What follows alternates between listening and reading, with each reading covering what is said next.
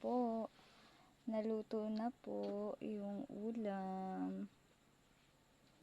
Mamaya po ay kakain na lang po kami.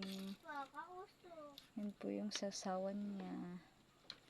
O, diba? Ang sarap ng aming ulam. Fresh na fresh. Galing sa dagat. Paano yun? O, lobster. Yun ba? Yun.